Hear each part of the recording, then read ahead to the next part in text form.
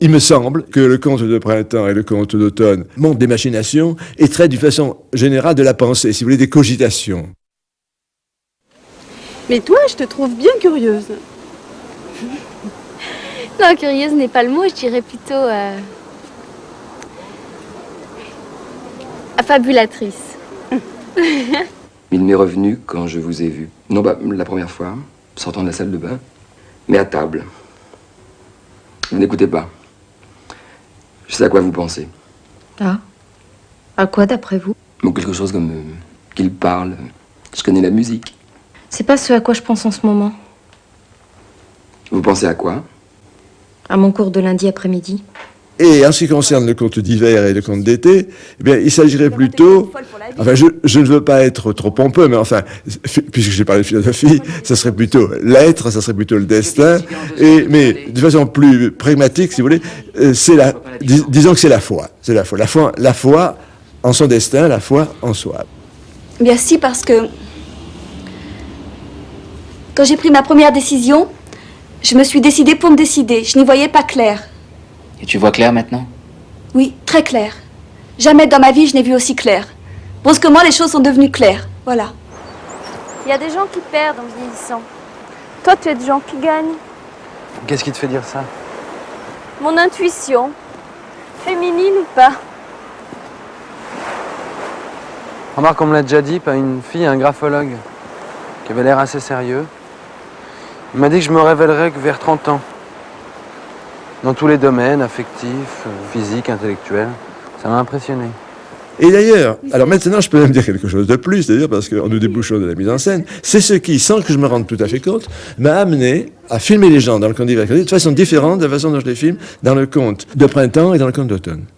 Je suis beaucoup plus de face à eux dans dans ces deux derniers, c'est-à-dire automne et printemps, que dans hiver et été. Pourquoi? Parce que quand il s'agit de montrer la foi des gens, on n'a pas besoin d'être de face parce qu'ils font part de leur foi, ils l'expriment, et à ce moment-là, on peut les juger d'un autre point de vue que le point de vue... on n'essaie pas de les sonder, de les scruter, on les croit. Et en revanche, dans le conte de printemps, et surtout dans le conte d'automne, eh bien, les gens machinent, les gens imaginent, et les gens ne disent pas... ne trahissent pas leur pensée. En fait. Les gens mentent aussi, plus simplement. Et à ce moment-là, on a besoin de les scruter. Et alors, vous permettez encore d'ajouter quelque chose là-dessus. C'est une pensée qui me vient maintenant, en fait, je ne l'avais pas avant. C'est qu'il y a deux scènes d'automobile très longues dans le conte d'hiver et dans le conte d'automne. Dans le conte d'hiver, la caméra est derrière eux et on les voit en profil perdu, dire qu'il n'est pas tellement perdu parce que... l'actrice Charlotte Véry avait l'art de, précisément, d'être de profil, se donnant l'impression qu'elle n'était pas, qu'elle était presque de face. Mais enfin, ce qu'elle dit, elle le dit naïvement, c'est vrai, on croit que ce qu'elle dit. Mais t'as rien compris. C'est très clair, c'est la foi qui l'a fait revivre. Je suis beaucoup plus religieuse que toi. D'un certain point de vue, peut-être, oui. Et même du tien. Je vais dire une chose qui va te faire bondir. En revanche, quand on filme Béatrice Roman et Annalie Bolt dans la voiture, eh bien à ce moment-là, on est de face par rapport à eux, parce qu'ils ne disent absolument pas leur pensée. Il n'y a pas une seule de leurs phrases qui ne soit un mensonge. Qui concernerait une tierce personne? Ah, pas du tout. Alors, ce qui est intéressant, par exemple, puisqu'on continue sur la mise en scène, c'est que le conte d'automne, par exemple, il y a énormément de chants contre chants, alors que le conte d'été, il y avait beaucoup de mouvements d'appareils sur la côte normande. On suivait les personnages dans les travelling, alors qu'ici, c'est beaucoup plus découpé. Ben, je pense que c'est à cause de ça, parce que quand on montre des gens qui se scrutent, enfin, mais qui sait savoir ce que l'autre dit, qui sait savoir ce qu'il dit la vérité, etc., qui s'interroge sur lui, et le spectateur le fait aussi, eh bien, à ce moment-là, eh bien, on est bien obligé d'avoir de face. Et pour les avoir de face, il faut faire du chant contre chant. Parce qu'il faut qu'il soit à la fois face à l'autre et face au spectateur. Pour moi, si. Moi, j'aime qu'on m'aime d'emblée. Mon mari m'a aimé d'emblée, avec ma taille, mes cheveux, mes yeux bleus. Et sachez-le, bien, il continue à m'aimer comme au premier jour, après 24 ans de mariage. Votre cinéma est tout de même aussi une exploration du pays. Enfin, on se rappelle d'Annecy dans Genou de Clair, du Midi dans La Collectionneuse. Enfin, tous vos films se passent certains à Paris, mais beaucoup en France en général, en province. Le choix de l'Ardèche et de la Drôme est venu comment ? Ben, c'est surtout venu parce que on m'a présenté le directeur du festival de Saint-Paul-Trois-Châteaux, qui se trouve précisément dans cette région, et d'ailleurs, enfin, qui est l'endroit où on a tourné, et qui m'a aimablement offert de m'aider pour faire ce film. Mais c'est pas la seule raison. Qu'est-ce qui vous a attiré ? Non, au départ, c'est ça. Et ensuite, vous explorez les possibilités du terrain. Non, je veux dire, au départ, c'est ça.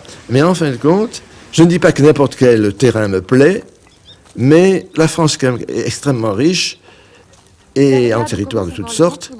Et je crois qu'on peut tourner un film intéressant partout.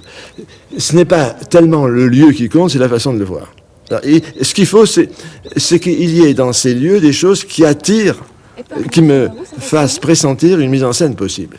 Alors, ce que je pourrais vous dire, c'est pourquoi quand j'ai vu ce lieu, qu'est-ce qu'il y a quelle pu mise en faire scène possible se situait sur la vallée du Rhône ?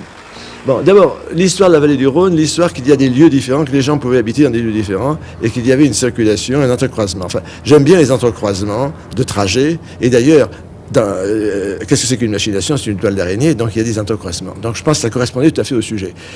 Alors que le sujet du conte d'été était beaucoup plus linéaire, le postulat était le suivant: les gens vont suivre uniquement le terrain de grande randonnée GR 39, c'est-à-dire le chemin des douaniers. On est toujours sur le chemin des douaniers, c'est-à-dire on suit la côte, etc., de façon linéaire. Tandis que là, eh bien, la forme, je pourrais dire, mais je n'ai pas fait ça pour plaire à ma maison de production, c'est à la forme plutôt d'un losange.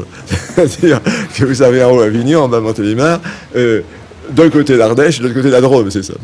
Et la réalité de ce losange, finalement, il y a des fils qui s'entrecroisent. Voilà.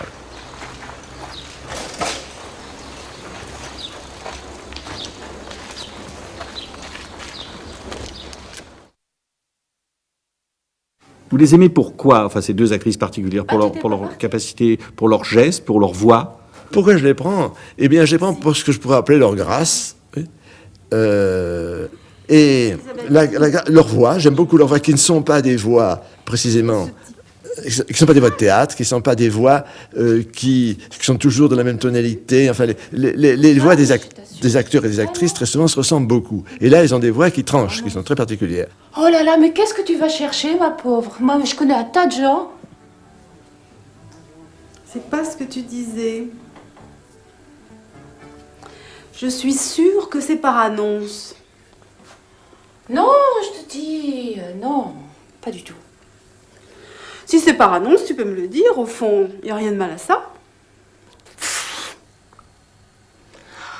Je les aime aussi pour leurs gestes qui sont extrêmement riches, qui témoignent d'une très grande invention et d'une très grande beauté plastique. Si vous voulez, ce que je peux appeler l'arabesque, pour employer une comparaison avec la peinture de mes films, arabesque à laquelle je ne pense pas du tout à avance, parce que si un cinéaste pense à l'arabesque, à ce moment, qu'est-ce qu'il fait de l'esthétisme ? Il fait quelque chose de très figé, c'est pas bon, quoi. Eh bien, c'est elle qui les dessine. Et je pourrais reprendre cette comparaison. C'est une chose de laquelle je me suis aperçu au montage seulement.